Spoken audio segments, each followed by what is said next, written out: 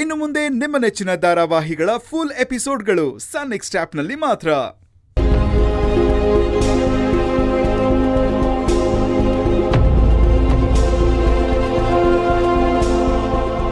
Boss ನೀವಾ?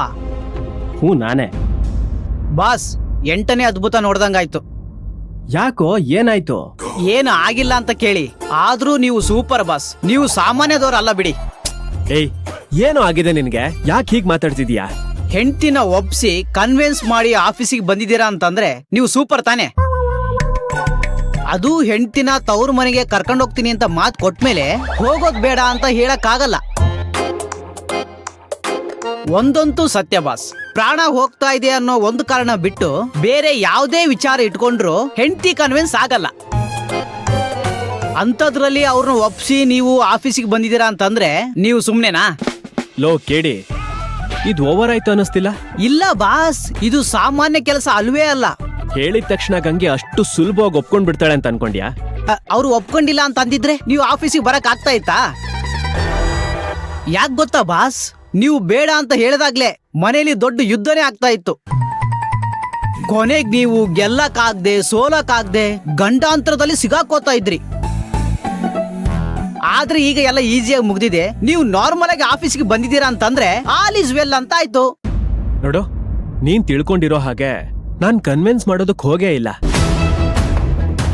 ಯಾಕಂದ್ರೆ ಗಂಗೆನ್ ಸಮಾಧಾನ ಮಾಡೋದಷ್ಟು ಸುಲಭ ಅಲ್ಲ. ಅದಕ್ಕೆ ಜಾಸ್ತಿ ರಿಯಾಕ್ಟ್ ಮಾಡದೆ ಕೆಲ್ಸ ಇದೆ ಅಂತ ಬಂದ್ಬಿಟ್ಟೆ. ಒಟ್ನಲ್ಲಿ ತಲೆ ಬಿಸಿ ಇನ್ನೂ ಇದೆ, ಆದ್ರೆ ನೀವು ಅದನ್ನ ಪೋಸ್ಟ್ ಪೋನ್ ಮಾಡ್ಕೊಂಡಿದ್ದೀರಾ ಅಂತ ಆಯ್ತು.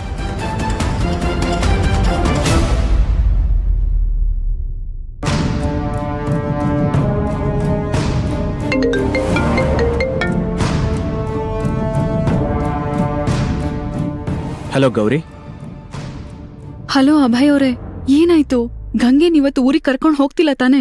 ಡೋಂಟ್ ವರಿ ಗೌರಿ ಅವರೇ, ಇವತ್ ಮೀಟಿಂಗ್ ಇದೆ ಅಂತ ಹೇಳಿ ತಪ್ಪಿಸ್ಕೊಂಡು ಹೊರಗಡೆ ಬಂದಿದ್ದೀನಿ. ಗಂಗೆ ಸುಮ್ನಾದ್ಲಾ? ನಿಮಗೆ ಗಂಗೆ ಬಗ್ಗೆ ಗೊತ್ತಿದ್ರು ಈ ಮಾತು ಕೇಳ್ತಿದ್ದೀರಲ್ಲ. ಇವತ್ ಮೀಟಿಂಗ್ ಇದೆ ಅಂತ ಹೊರಟು ಬಂದಿದ್ದೀನಿ, ಅದಕ್ಕೆ ಕೋಪ ಮಾಡ್ಕೊಂಡಿದ್ದಾಳೆ. ಅಂದ್ಮೇಲೆ ನಾಳೆ ಸುಮ್ನಿರ್ತಾಳ? ಖಂಡಿತ ಹೋಗೋಣ ಅಂತ ಹಠ ಮಾಡ್ತಾಳೆ. ಮತ್ತೆ ನಾಳೆ ಏನ್ ಮಾಡ್ತೀರಾ? ಬೀಸೋ ದೊಣ್ಣೆಯಿಂದ ತಪ್ಪಿಸ್ಕೊಂಡ್ರೆ 100 ವರ್ಷ ಆಯಸ್ಸು ಅಂತ ದೊಡ್ಡೋರು ಹೇಳಿದ್ದಾರೆ.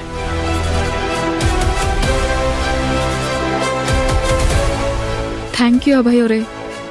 ಗೌರಿ, ನೀವು ಆರಾಮಾಗಿರಿ, ಟೆನ್ಷನ್ ಮಾಡ್ಕೋಬೇಡಿ.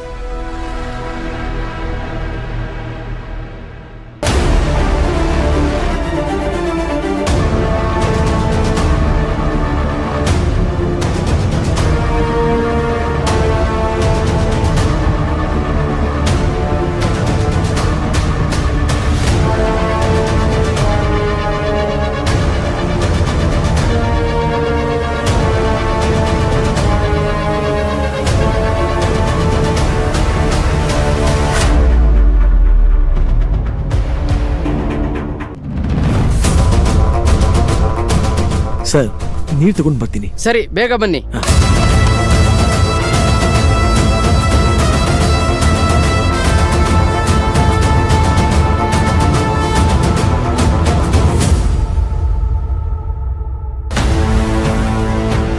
ಹಲೋ, ಇವತ್ತು ಹೊಸ ಸೆಕ್ಯೂರಿಟಿ ಜಾಯ್ನ್ ಆಗಿಲ್ವಾ? ಜಾಯ್ನ್ ಆಗಿದ್ದಾರೆ ಸರ್. ಮತ್ತೆ ಎಲ್ಲಿ ಅವರು? ನೀರು ತರಕ್ ಹೋಗಿದ್ದಾರೆ ಸರ್. ಅವರು ಹೊಸಬ್ರು ಬೇರೆ, ಅವರಿಗೆ ನೀಟಾಗಿ ಕೆಲಸ ಹೇಳ್ಕೊಡಿ. ಅವ್ರ ಜೊತೆನೆ ಇರಿ. ಹೊಸಬ್ರಲ್ವಾ, ಗಾಬರಿ ಆದ್ರೂ ಆಗ್ತಾರೆ. Okay sir. ಎಲ್ಲಿ ನೀಟಾಗಿ ಮಾಡಿ. Okay sir. ಇನ್ನೊಂದ್ಸಲ. Okay sir. ರೀ, ಈ ಮಿಲಿಟರಿ ಅವ್ರು ಮಾಡಲ್ವಾ, ಆ ರೀತಿ ಮಾಡ್ಬೇಕು, ಮಾಡಿ. Okay sir. ಇನ್ನೊಂದ್ಸಲ. Okay sir. ಇನ್ನೊಂದ್ಸಲ. Okay sir. ಇನ್ನೊಮ್ಮೆ. Okay sir.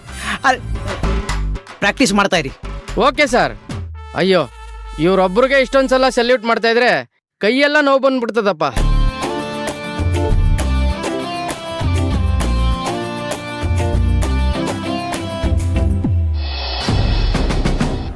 ಬಾಸ್, ತಾತ ನನಗೆ ಸಿಕ್ಕಿದ್ರು ಅಂತ ಹೇಳಿದ್ರೆ ನೀವು ನಂಬಲಿಲ್ಲ. ಇವಾಗ ಸತ್ಯ ಏನು ಅನ್ನೋದು ನಿಮಗೆ ಅರ್ಥ ಆಯ್ತಾ? ಕುಡ್ದು ಮಾತಾಡಿದ್ರೆ ಹೇಗ್ ತಾನೇ ನಂಬಕ್ಕಾಗತ್ತೆ ಹೇಳು? ಅದು ಅಲ್ದೆ ನಾನ್ ನಿನ್ ರೂಮಿಗೆ ಬಂದಾಗ ತಾತ ಅಲ್ಲಿ ಇರ್ಲೇ ಇಲ್ಲ. ಅದೇ ಬಾಸ್, ನೀವು ಬರೋ ವಿಷಯ ಗೊತ್ತಾಗಿ ಅವ್ರು ಎಸ್ಕೇಪ್ ಆಗಿದ್ರು. ಅಲ್ಲ, ಅವ್ರು ಸಿಕ್ತಾಗ ನನಗ್ ಫೋನ್ ಮಾಡೋದ್ ಬಿಟ್ಟು ಕುಡ್ಕೊಂಡ್ ಕೂತಿದ್ಯಲ್ಲ. ಅಲ್ಲ ಬಾಸ್, ಅವತ್ತು ನಾನು ಸತ್ಯನ ಬಾಯ್ ಬಿಡಿಸೋದಕ್ಕೆ ರೌಂಡ್ ಟೇಬಲ್ ಮೀಟಿಂಗ್ ಫಿಕ್ಸ್ ಮಾಡಿದ್ದು. ಆ ವಿಷಯ ಬಿಡೋ. ಗಂಗೆನ ಊರಿಗೆ ಕರ್ಕೊಂಡು ಹೋಗದೆ ಇರೋ ತರ ಏನಾದ್ರೂ ಪ್ಲಾನ್ ಮಾಡೋ. ಬಾಸ್, ಇವಾಗ ತಾನೇ ನೀವು ಮಾತು ಕೊಟ್ಟು ಬಂದಿದ್ದೀರಾ. ಅದೇ ಸಾಕ್ಷಿಗೆ ಅಮ್ಮ ಬೇರೆ ಅಲ್ಲೇ ಇದ್ರು. ಇನ್ನ ನೀವು ತಪ್ಸ್ಕೊಳಕ್ ಸಾಧ್ಯನೇ ಇಲ್ಲ ಬಿಡಿ. ಹಾಗಂತ ಗಂಗೆನ್ ಕರ್ಕೊಂಡು ಹೋದ್ರೆ ಗೌರಿ ಸುಮ್ನೆ ಇರ್ತಾಳ? ಬಾಸ್, ಗೌರಿ ಅವ್ರ ವಿಷಯ ಆಗಿರ್ಲಿ, ಗಂಗೆಯವ್ರ ಹಠ ಏನು ಅಂತ ನಿಮ್ಗೆ ಗೊತ್ತಲ್ವಾ? ತಪ್ಸೋ ದಾರಿ ಹೇಳು ಅಂದ್ರೆ ಭಯ ಪಡಿಸ್ತಾ ಇದೀಯಾ? ಬಾಸ್, ನಿಮ್ ಸಿಚುವೇಶನ್ ನೆನಪು ಮಾಡ್ಕೊಂಡ್ರೆ ನನಗೆ ಟೆನ್ಷನ್ ಆಗುತ್ತೆ ಬಾಸ್. ಕೇಳಿ, ಇರೋ ಟೆನ್ಷನ್ನ ಇನ್ನೂ ಜಾಸ್ತಿ ಮಾಡಬೇಡ. ಏನಾದ್ರೂ ಒಂದು ಐಡಿಯಾ ಕೊಡೋ. ಐಡಿಯಾನಾ? ಹಾ ಬಾಸ್, ಇವಾಗಿಂದ ಗಂಗೆಯವ್ರನ್ನ ನೈಸ್ ಮಾಡಿ ಪ್ರೀತಿಯಿಂದ ಮಾತಾಡಿ.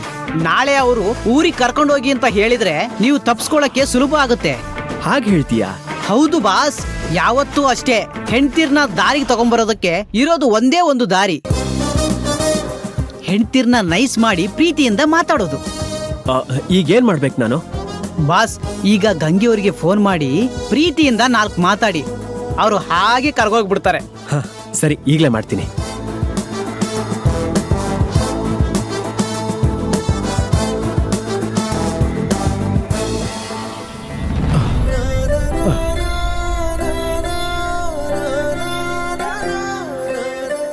ಚಂದ್ರಣ್ಣ, ಹಾ, ಟೈಮ್ ಆಯ್ತು, ಬೇಗ ಹೋಗಿ ಊಟ ಮಾಡ್ಕೊ ಬನ್ನಿ.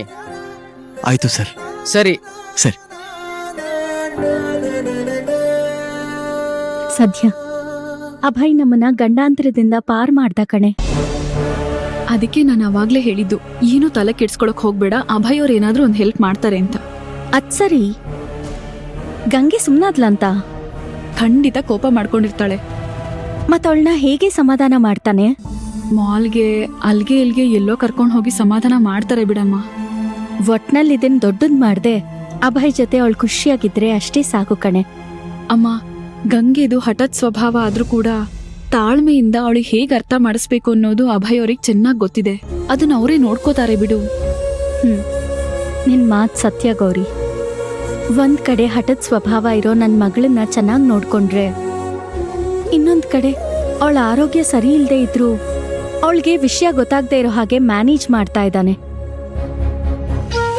ಇವತ್ತು ಅಭಯ್ ಅವ್ರು ಸಿಕ್ಕಿದ್ದು ಒಳ್ಳೇದೇ ಆಯ್ತಮ್ಮ. ಇಲ್ಲಾಂದ್ರೆ ಅವ್ರಿಗೆ ಸತ್ಯ ಗೊತ್ತಾಗ್ತಿರ್ಲಿಲ್ಲ. ಕೊನೆಗೆ ನಮಗ್ ಗೊತ್ತಿಲ್ದಂಗೆ ಅವಳನ್ನ ಊರಿಗೆ ಕರ್ಕೊಂಡು ಹೋಗ್ತಾ ಇದ್ರು. ಒಂದ್ ವೇಳೆ ಅವಳನ್ನ ಕರ್ಕೊಂಡು ಊರಿಗೆ ಹೋಗಿದ್ದಿದ್ರೆ ಖಂಡಿತ ಅವಳು ಸುಮ್ಮನೆ ಇರ್ತಿರ್ಲಿಲ್ಲ ಕಣೆ. ಒಟ್ನಲ್ಲಿ ಅವಳು ಹೋಗೋದನ್ನ ತಪ್ಸೋದಕ್ಕೆ ಆ ದೇವ್ರು ಅಭಯ್ನ ಭೇಟಿ ಮಾಡಿಸಿದಾನೆ. ಹೇಳ್ಬೇಕು ಅಂದ್ರೆ ನಮ್ ಗಂಗೆ ಅಭಯ್ ಕೈ ಹಿಡಿಯೋದಕ್ಕೆ ಅದೃಷ್ಟ ಮಾಡಿರ್ಬೇಕು ಕಣೆ. ಹೌದಮ್ಮ, ಗಂಗೆ ತುಂಬಾ ಅದೃಷ್ಟ ಮಾಡಿದಾಳೆ. ಹೇಗೋ ದೇವ್ರ ದಯೆಯಿಂದ ನಿಮ್ಮಪ್ಪಂಗ್